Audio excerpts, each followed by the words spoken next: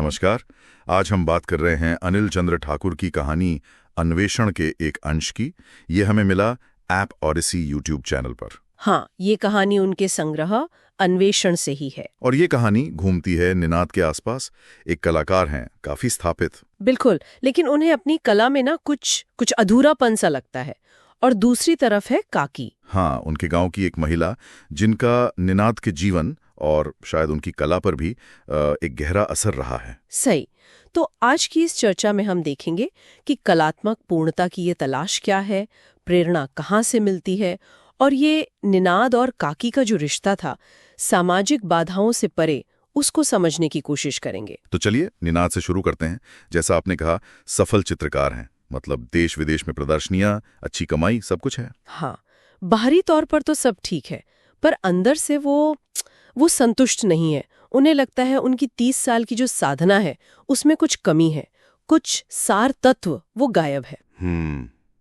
वो अपने अतीत में भी खोजते हैं, जैसे अपने सहपाठियों की सुंदरता में, लेकिन उन्हें बस ऊपरी चीजें दिखती हैं। बिल्कुल, और यही कलाकार की वो गहरी खोज है, सच्चाई की, अर्थ की, जो सतही सुंदरता से कहीं आगे होती है। ये जो बाहरी सफलता और अंदरूनी असंतोष का विरोधाभास है ना, यही कहानी का एक महत्वपूर्ण बिंदु है। और इसी खोज के ताने बाने में कहीं ना कहीं काकी फिट होती हैं। गांव का बेहद सादा जीवन जीती हैं वो। हाँ, पर उनकी सुंदरता का वर्णन बड़ा असाधारण है। बड़ी आंखें, घने बाल। लेकिन जिंदगी बहुत मुश्किल। पति ने बांझपन का इल्जाम लगाकर छोड़ दिया। और गुजारे के लिए मजदूरी करनी पड़ती है। तो एक तरफ उनकी वो सुंदरता और दूसरी तरफ ये दुखद जीवन, ये कंट्रास्ट बहुत पावरफुल है। सही कहा। और काकी यहाँ मतलब सिर्फ एक किरदार नहीं रह जाती, वो उस जमीनी यथार्थ और सुंदरता का प्रतीक बन जाती हैं, जिसकी कमी शायद निनाद अपनी कला की दुनिया में महसूस कर रहे थे। और उन पर जो सामाजिक बोझ हैं, जाति का, लिंग भेद का, फिर वो बांझपन का आरोप, ये सब उनके चरित्र को और गहरा बनाते हैं। बिल्कुल, कहानी को एक सामाजिक परत भी मिलती है इससे। बचपन की बात करें तो निनाद का काकी से एक अलग ही स्नेह था। निनाद ऊंची जाति के थे, फिर भी काकी का बर्ताव एकदम माँ जैसा था। हाँ, वो चीनी रोटी खिलाना, उनका ख्याल रखना, निनाद को अपनी माँ से भी ज्यादा सुकून उनके पास मिलता था। ये कमाल की बात है कि कैसे वो स्नेह जाति और वर्ग की दीवारों को तोड़ देता है। सही।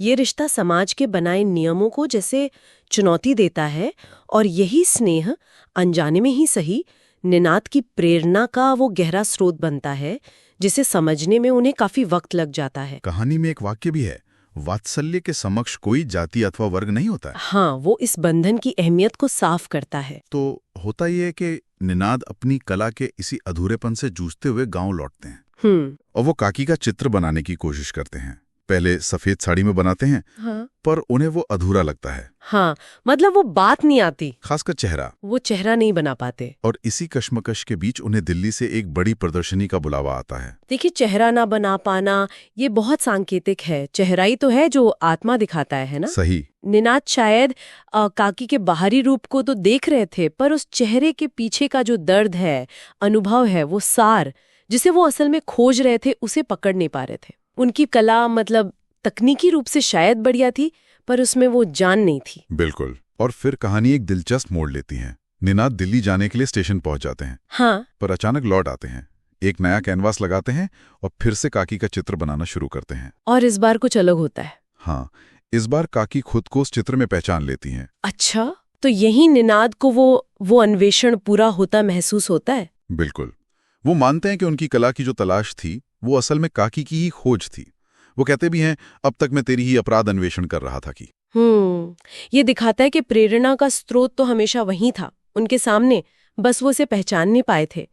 काकी की अनुपस्थिति में उनकी कला अधूरी थी। और इसी एहसास के बाद वो दिल्ली का कार्यक्रम रद्द कर देते हैं। मतलब उन्हें अपना विषय मिल गया, अपनी प्रेरणा मिल गई। हाँ, और फिर वो अपने पुराने वो अधूरे चित्र जला देते हैं।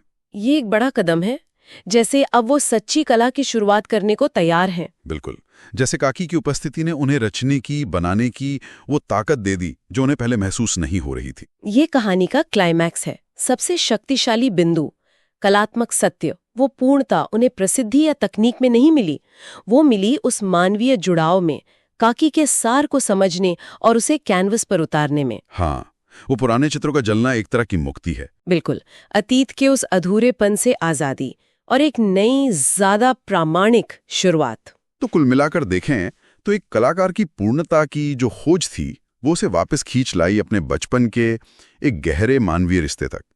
एक ऐसा स्नेह जिसने समाज की बनाई दीवारों को कभी माना ही नहीं था। हाँ, और ये कहानी हमें ये सोचने पर मजबूर करती है कि सच्ची प्रेरणा अक्सर भव्य या दूर की चीजों में नहीं होती। वो शायद हमारे आसपास बहुत ही परिचित चेहरों या अनुभवों में छिपी होती है, जिन्हें हम अक्सर अनदेखा कर देते हैं। ये सोचने वाली बात है। क्या पता हमारे अपने जीवन में भी कोई ऐसी काकी या कोई ऐसा अनदेखा कोना हो जो किसी गहरी समझ या रचनात्मकता का दरवाजा खोल सकता है। एक सवाल जो शायद हम सब खुद से पूछ सकते हैं।